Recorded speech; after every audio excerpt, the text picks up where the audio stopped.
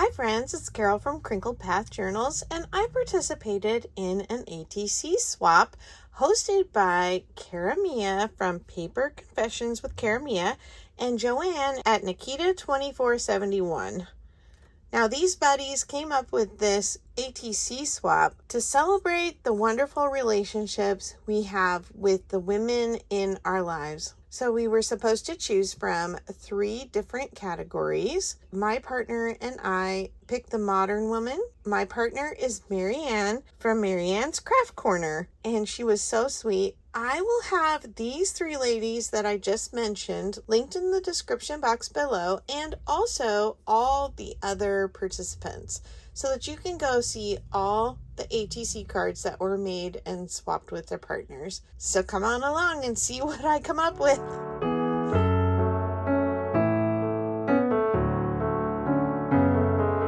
I've just gathered a few things that I thought I might use. I don't know. We'll see where my vision leads. I just grabbed a piece of packaging. It's blank on the back. It's kind of shiny on the front. So I think I'm going to just take a little acrylic paint and knock back the shiny. And so I just poured a little in the cap of the paint bottle. I love collaborations that celebrate our community here in the crafting YouTube world, and that some of these, like these ATC, may cross over between junk journaling and other crafty people.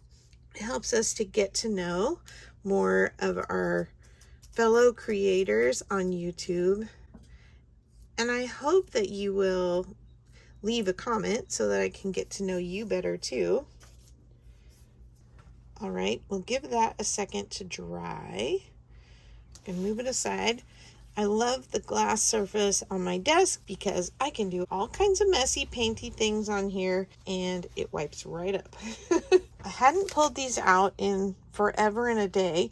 They are Faber-Castell gelatos. I have 3 colors of pink, and the way they go on is kind of like a chapstick. That's what they look like. And that's the way they go on. And you can do a lot of different things with these. You can mix them with water and use them like a watercolor. You can color them onto things. You can color through a stencil. You can sponge them through a stencil. That's one of my favorite things to do. And so I thought I might try just coloring on my table here, adding a little water, and seeing if I can use it on my stamp. I was watching Diane Hubert not long ago, and she was playing with some stamps that I don't know if they were sold as a retro set or if she just had the vision to kind of look at things and go, you know, that kind of looks retro. So it made me look at my stamps again in a different light. Now this is a Christmas background stamp. It has the big star, and I don't know which way it's supposed to go, but I would think kind of this way.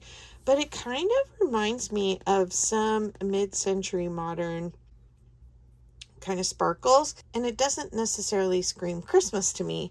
So I thought, let's put a little water in my gelatos and let's see if the stamp will pick it up.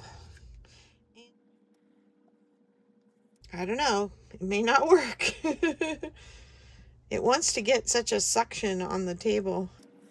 Well, I'm looking for kind of an abstract background, so here we go.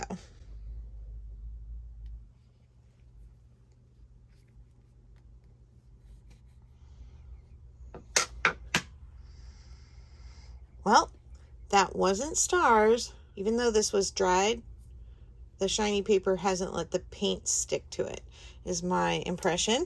Well, you know, we're just going to go with it the way it is. You can use acrylic paint with your stamps. You just need to clean them right away. I just think on the shiny paper is why it didn't work. I probably could have stamped on this napkin. That might have worked better. Well, I think we're going to just keep going. I pulled the napkin to add a little bit of texture to one side, so I'm just going to tear it.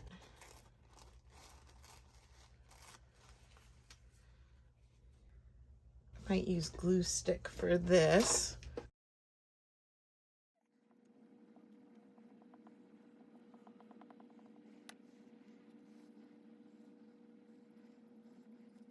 And you'll see the purple from my glue stick, but that will disappear as it dries.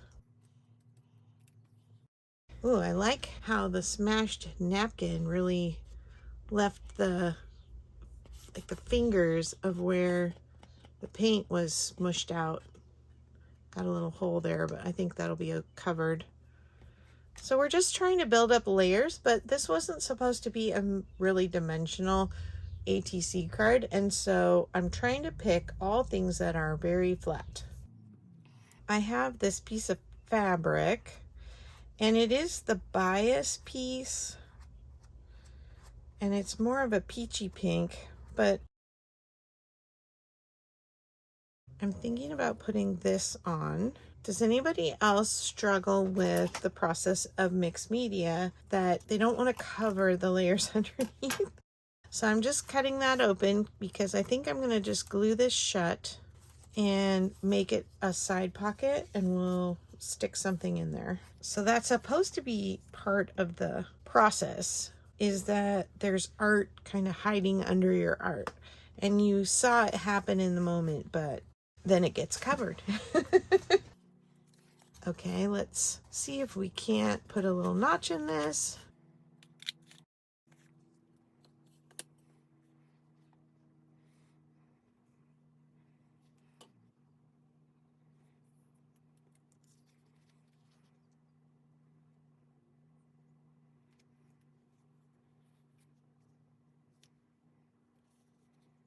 That on the edge.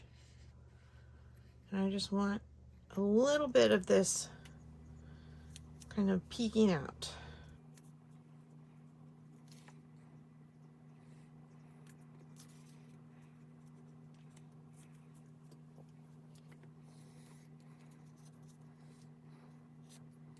I'm going to fray this top edge. If I just pull out a couple strings.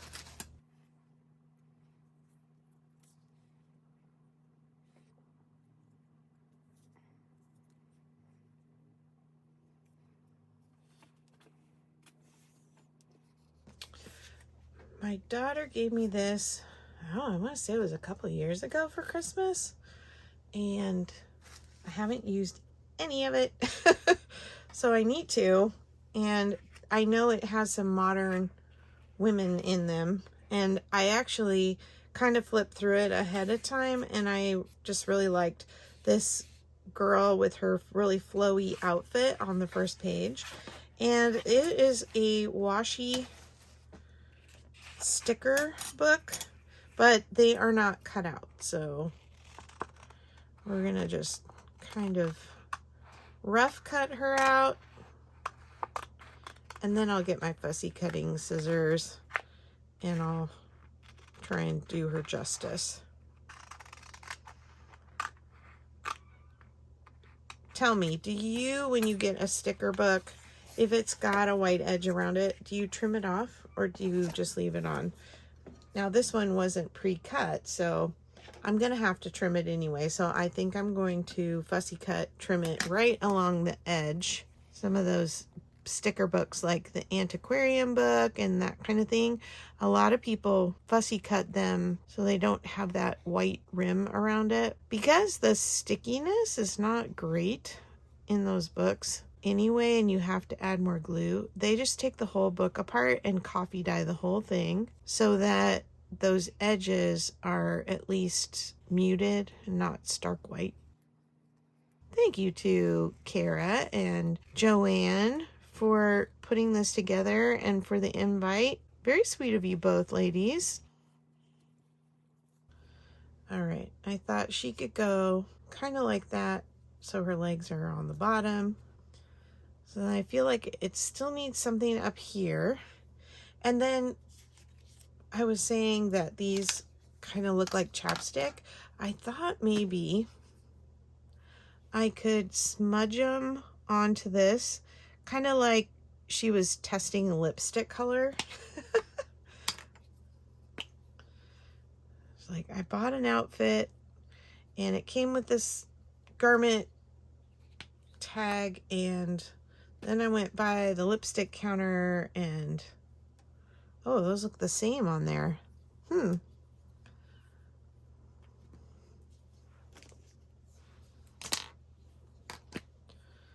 I just smudged them on.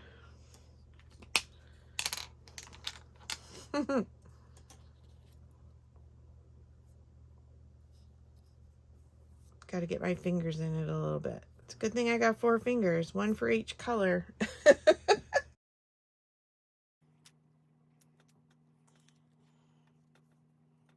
Okay, I'm liking that so far. But before I glue it down, let's see if there's something else we want like up here.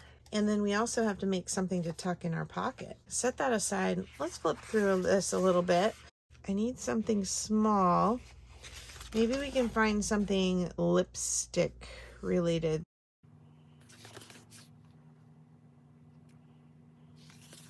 It's gonna take a sec for me to flip through since now I'm looking for something specific.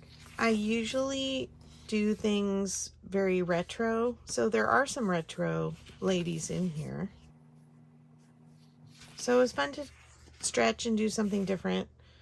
Okay, I don't think I want orange. Everything is by color palette. I'm not seeing any makeup. Boy, they got everything in here. Kermit. The Morton Salt Girl. Very interesting. Well, okay, nothing's suiting my fancy there. Oops, my camera shut off. I found this clothing tag and it has a buttonhole in it. So I was thinking maybe I could put that along the top because I feel like it's a good word for a challenge like this because it creates some stretch out of our comfort zone, trying something different out of our normal everyday crafty patterns, for at least for me.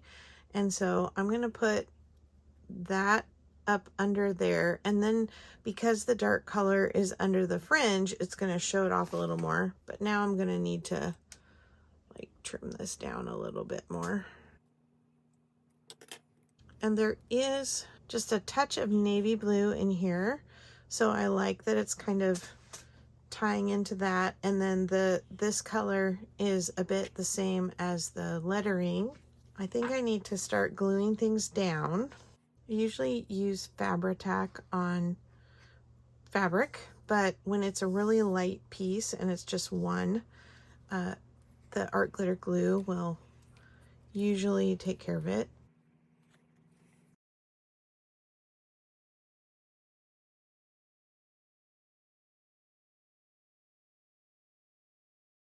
And I'm going to glue this under the fringe, and then I'm actually going to wrap it around the back rather than cutting off that cute little buttonhole. Okay, got to get it under the fringe.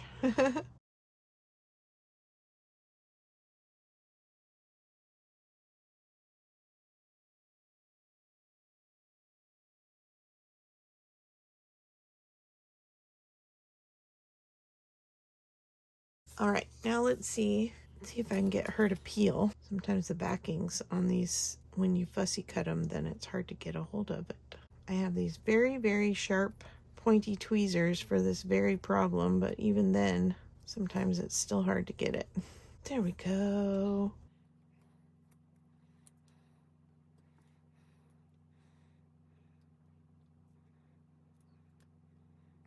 She's gonna melt right in with all of those colors, isn't she?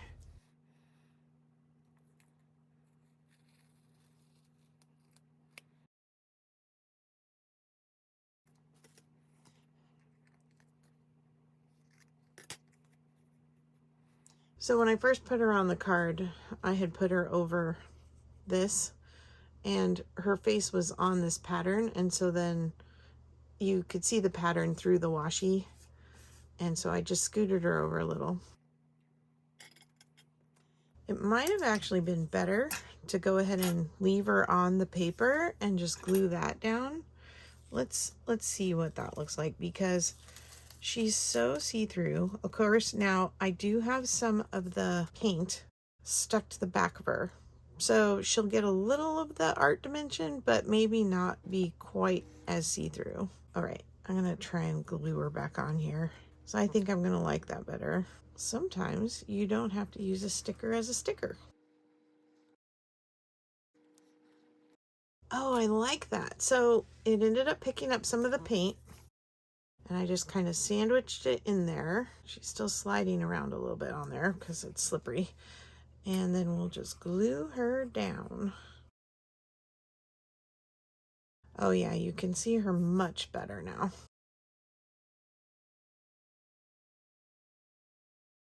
Digging in some buttons I just got.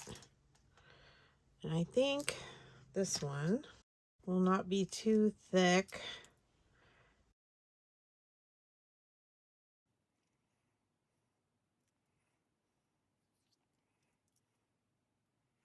Maybe there. It needed something because there's the navy here and the navy in this, and then it just kind of will bring your eye down. Okay, and then it would be really nice if I could get something in here that was navy too. My paper scrap bin. Ooh, this might be nice. And it's already backed on cardstock. It's a grass cloth paper. That was quick and easy. I'll just measure really quick here. Do it on this side.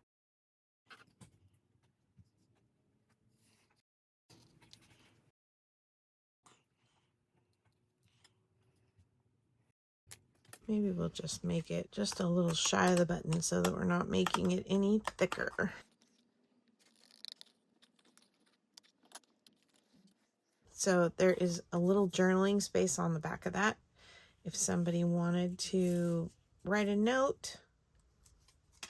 Okay, so on the back of here, I'm going to write to Mariann at Mariannscraftcorner.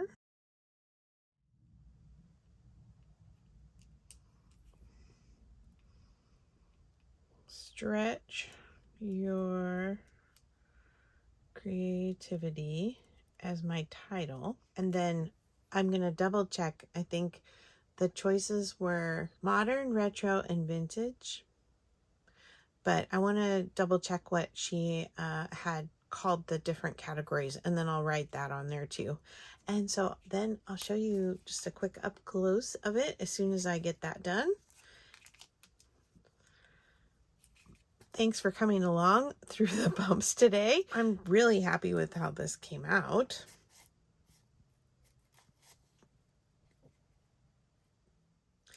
And it's still pretty thin, which is good. And it'll fit in the envelope. I'm gonna get together some other flat items to share with Mariann. I hope that when you get the opportunity, you'll jump into collaboration. They're very fun, and they really do keep you on your toes and doing something new and interesting, and we all could stand to stretch a little bit in that way. And if you haven't been invited to a collaboration, count this as your invitation, because the Secret Santa style swap is coming up, and sign up if you're interested in playing along. All right, take care, and I'll talk to you in the next video. Bye.